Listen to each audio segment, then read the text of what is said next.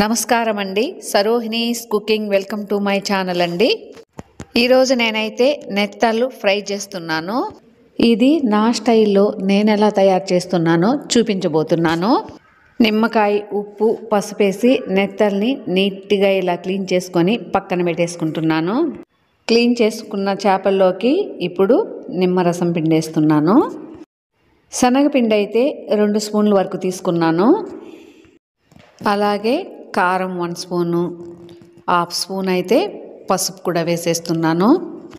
Garam masala 1/2 spoon, ధనియాల పొడి అయితే 1 స్పూన్ వరకు తీసుకుంటున్నాను. ఉప్పు తగినంత వేసుకోవాలి. అల్లం వెల్లుల్లి పేస్టు 1 స్పూన్ వేసుకున్నాను. ఇప్పుడు ఇవన్నీ బాగా కలిపేసుకోవాలి.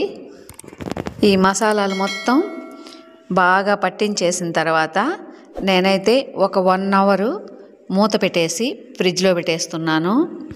అంత టైం లేకపోతే అప్పుడే ఫ్రై చేసేసుకోవచ్చు. అదే 1 అవర్ రెస్ట్ ఇచ్చామనుకోండి, ఈ మసాలా అంతా చేపల్లోకి వెళ్తుంది. ముక్కలు కూడా బాగా క్రిస్పీగా ఉంటాయి.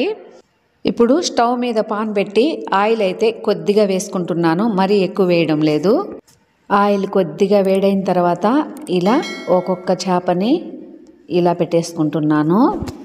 చేపలు మొత్తం ఇలా సర్దేసిన తర్వాత కొద్దిసేపు వదిలేసేయాలి. వెంటనే కలిపేస్తే అంతా కలిసిపోతాయి. కొద్దిసేపు ఇలా వేగిన తర్వాత రెండో వైపుకి తిప్పేస్తున్నాను. అంతే అండి, చాలా సింపుల్గా టేస్టీగా ఈ ఫ్రై అయితే చాలా బాగుంటుంది.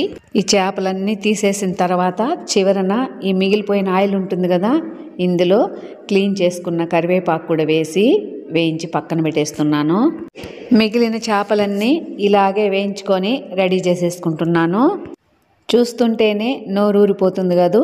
ఇందులోకి నేనైతే ఆనియన్ ముక్కలు, నిమ్మకాయ ముక్కలు అయితే కట్ చేసి పక్కన పెట్టుకున్నాను. తక్కువ ఇంగ్రీడియంట్స్తో తొందరగా అయిపోతుంది, సింపుల్గా. ఇంకెందుకు ఆలస్యం, మీరు కూడా ఒకసారి ఇలా తయారు చేసుకొని మీకు ఎలా వచ్చిందో కామెంట్ బాక్స్లో తెలియజేయండి.